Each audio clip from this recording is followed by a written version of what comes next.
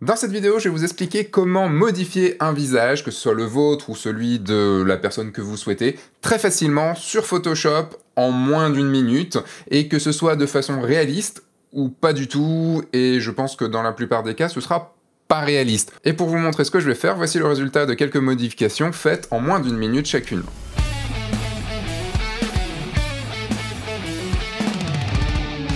Bonjour, je suis Sébastien Roignan et vous êtes bien dans une nouvelle vidéo de F1.4 et retour sur Photoshop pour un épisode donc spécial Photoshop dans lequel je vais vous parler de comment modifier un visage. Alors on va aller assez vite dans le vif du sujet. Je vais d'abord commencer, vous allez voir, par l'outil fluidité, puis par ce qui est appelé maintenant les neural filters, il faut le dire en anglais, les filtres neuronaux, on va le dire en français plus simplement. C'est arrivé il n'y a pas très longtemps sur Photoshop et bien directement, allez c'est parti Photoshop et nous voici là sur une photo donc que j'ai faite de Jessica. Je vais d'abord vous montrer le filtre fluidité. Avant d'y aller, je vais bien dupliquer mon calque. C'est pas qu'on sait jamais, c'est que ça va s'appliquer sur le calque. Donc, il vaut mieux le modifier, il vaut mieux garder son calque d'origine quand même. Et je vais aller dans filtre fluidité. Normalement, vous connaissez déjà, vous avez déjà entendu parler de cet outil-là. Pour vous montrer un petit peu rapidement ce que vous connaissez sûrement déjà, vous pouvez vous amuser à faire des choses, voilà. Elle est pas derrière moi, c'est bon, elle voit pas ce que je suis en train de faire. On peut s'amuser à faire des torsions comme ça, on peut s'amuser à réduire.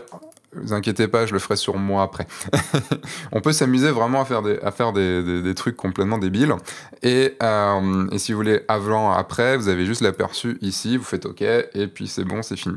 Bon, on va évidemment CTRL Z tout ça. Et si vous voulez pas CTRL Z ou juste enlever juste certaines choses, vous voyez, je modifie ça. Et vous avez la gomme, vous avez l'outil reconstruction ici.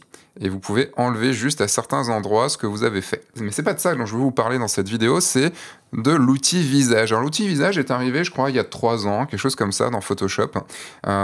Et vous pouvez le voir ici, dans modification des traits du visage. Vous voyez sur la photo ici qu'il y a des petites manettes, des petites options qui sont arrivées sur le visage, c'est-à-dire qu'il a lui-même détecté le visage. S'il n'y a pas de visage ou s'il n'arrive pas à détecter, il vous le dit. En fait, je crois qu'il vous ne le propose même pas. Vous avez tout ici, toutes les manettes qui sont ici, vous avez les yeux, le nez, la bouche, la forme du visage. Alors je vais d'abord vous montrer la forme du visage, c'est ce qu'il y a de plus visible. Vous avez le front, on peut voir augmenter ou diminuer le front, on peut augmenter ou diminuer la hauteur du menton, on peut avoir une mâchoire plus carrée ou plus fine, on peut avoir une largeur de visage, donc plus fine, une largeur plus fine ou une largeur plus large. Donc on peut vraiment s'amuser à modifier les traits. Il y a un petit peu moins, par exemple une mâchoire un petit peu moins carrée, peut-être une petite largeur du visage, on peut voir l'avant-après, et tout de suite ça modifie, et ça modifie ultra rapidement, c'est ça qui est génial. Alors sur la bouche, il y a le sourire, ça me fait toujours beaucoup rire, le petit sourire, qui fonctionne bien. Le pire c'est que ça fonctionne bien, après ça modifie pas les yeux, tout ça et tout, hein. Donc c'est comme si on souriait mais vraiment que de la bouche, alors que quand on sourit dans un visage, vous voyez, là j'exagère bien sûr, mais c'est vraiment tout le visage qui prend, quoi. C'est pas juste la bouche. Les lèvres, hop, plus de lèvres, moins de lèvres inférieures, supérieures, ou l'inverse. Largeur de la bouche, hauteur de la bouche, enfin voilà, vous comprenez un petit peu tout ça. Pareil pour le nez, largeur du nez, hauteur du nez. Et pour les yeux. Alors les yeux, ici, vous voyez, vous avez le petit lien. Et sur Photoshop, ce lien-là, c'est pour que ça reste proportionnel. C'est-à-dire que là, on a l'œil gauche et là, on a l'œil droit. L'œil gauche, eh bien, si je fais juste par exemple ça, vous voyez, il y a juste l'œil gauche qui est modifié et pas l'autre. Ce qui est un peu con, quand même. Donc vaut mieux, je vous conseille, si vous voulez faire quelque chose d'à peu près réaliste, sauf s'il y a un œil plus petit qu'un autre ou autre, voilà. Donc là, on peut augmenter les yeux, mais vous voyez que ça devient tout de suite très bizarre. Là, c'est la rotation, c'est l'inclinaison des yeux et la distance oculaire. Donc vous voyez, on peut vraiment faire des choses très très bizarre. Donc allez-y mollo, hein, vraiment allez-y mollo pour que ça fasse réaliste, sinon ça fera pas réaliste. Mais ça j'en parlerai un petit peu plus à la fin de cette vidéo. Je vais quand même faire un petit sourire et on va aller un petit peu moins sur la taille des yeux, sur la hauteur, on va baisser un petit peu tout ça. On va pas incliner les yeux. Mais déjà là, on voit l'avant-après, ça modifie déjà beaucoup. Et les yeux, c'est pas ouf quand même. Je fais OK. Et en faisant OK, ça m'a créé un nouveau calque. Vous voyez, si j'enlève le calque, ça m'a juste vraiment créé un nouveau calque. Je vais dupliquer mon premier calque, hein, je vais le nommer calque à photo originale. Donc je duplique mon calque, je le place au-dessus. Pas besoin de le dupliquer là, vous allez voir, mais je le reduplique pour pouvoir vous expliquer.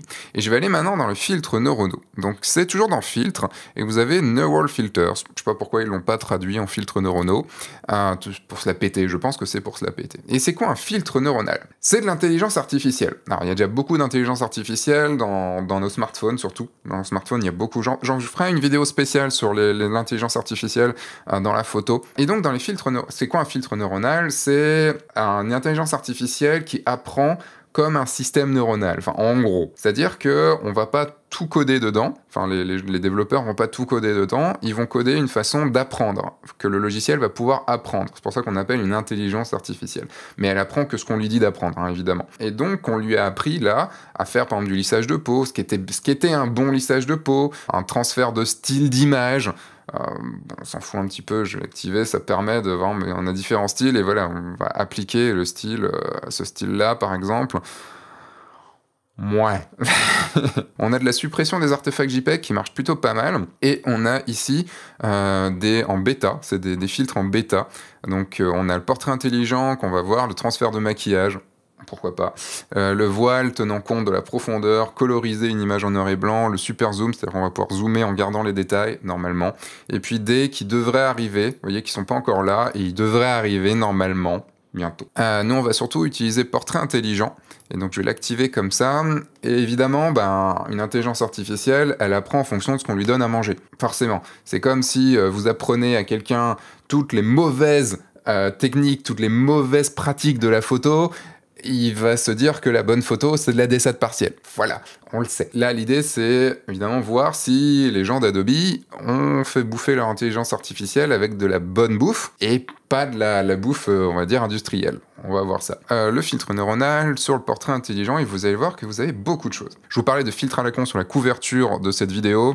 C'est surtout pour celui-là, pour H du visage. Vous allez voir, je vais mettre plus 50. On va le laisser mouliner. Il faut être connecté à Internet pour pouvoir les utiliser parce que il va utiliser tout, enfin l'intelligence artificielle ne trouve pas sur votre ordi, mais dans un cloud. Et vous voyez, ça tourne, et là, hop, ça arrive. Donc, qu'est-ce qu'il fait? C'est qu'il va prendre dans plein d'images différentes. Je sais pas si c'est beaucoup d'images, mais en tout cas, il va prendre dans plusieurs images différentes et qui va adapter à notre image. Donc, il a en stock beaucoup d'images, il va les adapter, il va prendre des petits bouts, il va les adapter pour pouvoir faire ce qu'on veut ici. Là, j'ai fait un vieillissement. Et la chose où, et là, je veux faire aussi un rajeunissement. Vous voyez, ça va plus vite parce qu'il a traité déjà l'image, donc il sait déjà un petit peu les points. Et on peut faire l'aperçu, il y a ce bouton-là pour faire le avant-après. Et on voit quand même que ça change quand même pas mal les choses. On va revenir sur l'âge du visage très ancien. Et surtout, ce que je veux vous montrer, c'est conserver les détails uniques. Et contours progressifs. C'est là-dessus que vous allez pouvoir jouer un petit peu. C'est-à-dire que si vous mettez conserver les détails uniques à fond, il va essayer de garder le maximum de choses de l'image d'origine. Si on le met au moins possible, vous voyez qu'il va beaucoup plus intégrer les photos en gardant peut-être les yeux, en essayant de garder les traits du visage, mais c'est un petit peu, vous voyez que c'est pas ouf. Moi, je vous conseille vers 15-20, je trouve que c'est la bonne limite. Ça garde un peu, peut-être même 10, ça, en fonction des images bien sûr, hein, ça garde un peu les traits du visage, mais pas trop, et je trouve que quand on veut trop les garder, c'est un rendu qui est vraiment pas ouf. Pour le contour progressif, c'est savoir la liaison entre la modification et l'image réelle. Si je mets un pas de contour progressif, on voit ici que y a une modification qui se voit beaucoup. Et si j'en mets beaucoup, la limite n'est pas franche, elle est très floue. On voit qu'il peut y avoir des problèmes, mais je trouve que ça marche quand même beaucoup mieux.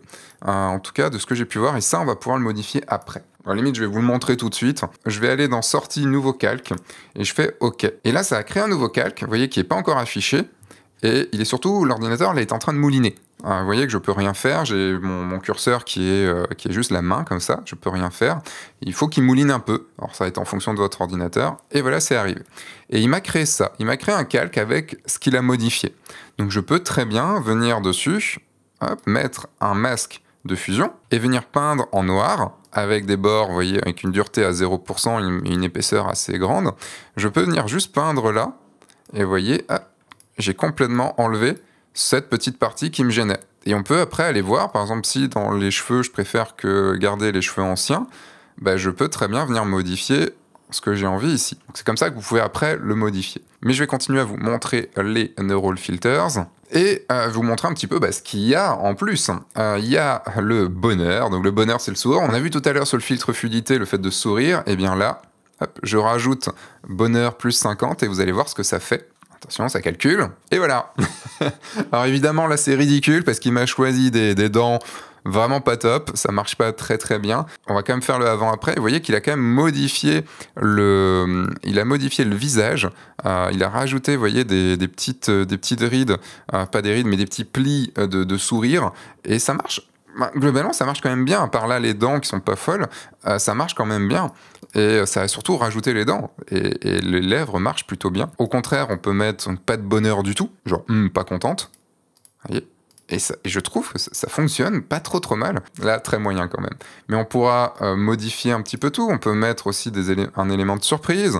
Bon, c'est bizarre au niveau des lèvres là. Colère, pas du tout de colère, plutôt contente. Voire beaucoup de colère, surprise et colérique. Mais là, ça marche pas. On peut faire que le regard parte vers la droite ou parte vers la gauche. C'est très con dit comme ça, mais je pense qu'à certains endroits, ça peut peut-être le faire si on le fait juste un tout petit peu. Épaisseur des cheveux, donc là, c'est plus de cheveux ou moins de cheveux. Vous allez voir tout à l'heure sur moi, ça va être un peu bizarre. Direction de la tête, on peut te faire tourner la tête. Alors là, ça fait très bizarre, mais je vous dis juste pour des petites... Là, je trouve que là, ça marche pas si mal que ça. Alors évidemment, c'est pas encore ouf, mais ça marche pas si mal que ça. Direction de la lumière, bon là, j'étais en coucher de soleil, donc la direction de la lumière est très forte, hein, mais là, c'est très difficile de l'amener de l'autre côté.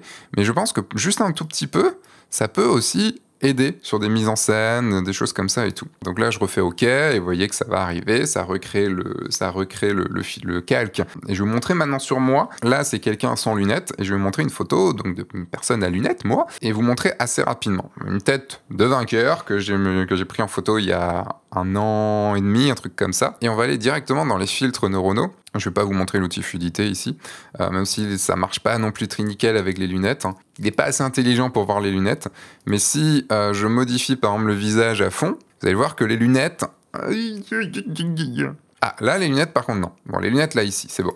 Mais si je change le regard, normalement si je change le regard, là ça va merder. Vous voyez, hop, lunettes, pas ouf. Lunettes, pas ouf non plus là. Forcément, il a du mal, comme il va choper des exemples d'images dans d'autres images, il faut qu'il trouve les mêmes lunettes et tout, et comme en plus les miennes sont assez rondes, ça marche pas très bien. Moi, avec beaucoup de cheveux, ça donne quoi? Avec la mèche, comme ça. Et pas de cheveux ou peu de cheveux, vous voyez, hop, si je fais l'avant-après, vous avez moyen de vraiment bien rigoler, et peut-être là, on va voir juste sur la direction de la tête. Ouais, là, ça merdouille un petit peu ici, même sur les lunettes encore. Hein. Mais quand même, c'est assez dingue. Je trouve ça assez dingue. Comme la lumière venait un petit peu de la droite, c'est un petit peu mieux de la droite. Mais ça change quand même pas mal. Et je trouve ça, moi, plus jeune... c'est pas tout à fait moi plus jeune. Par contre, je vous ai pas montré.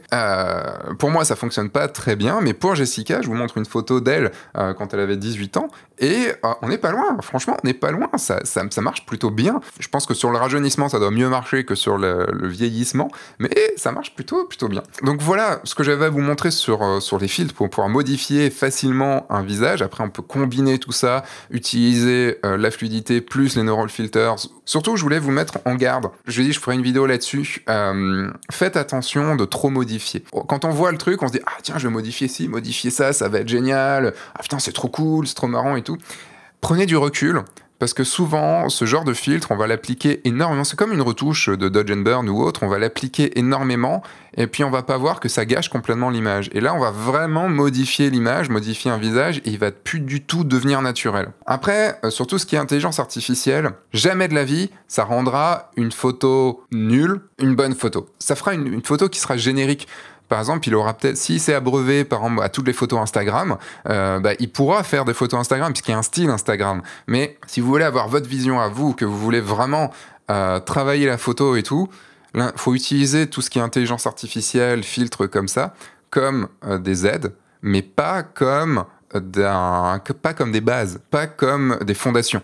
Je vais pas aller plus loin que ça parce que je ferai vraiment une vidéo là-dessus construite et tout, je ferai mon papy photographe. Voilà, j'espère que vous aurez passé un bon moment, que vous aurez appris des choses. N'hésitez pas à vous abonner à la chaîne, à diffuser cette vidéo, à parler de tout ça. F1.4 revient en force avec des vidéos qui vont arriver régulièrement. Donc je vous dis à dans 2 semaines. Entre-temps, vous avez aussi ma deuxième chaîne, le guide du photographe de mariage. Si vous avez envie de devenir photographe professionnel ou que vous êtes déjà photographe professionnel, ça passe plus par là-bas. Voilà, vous avez le lien juste là.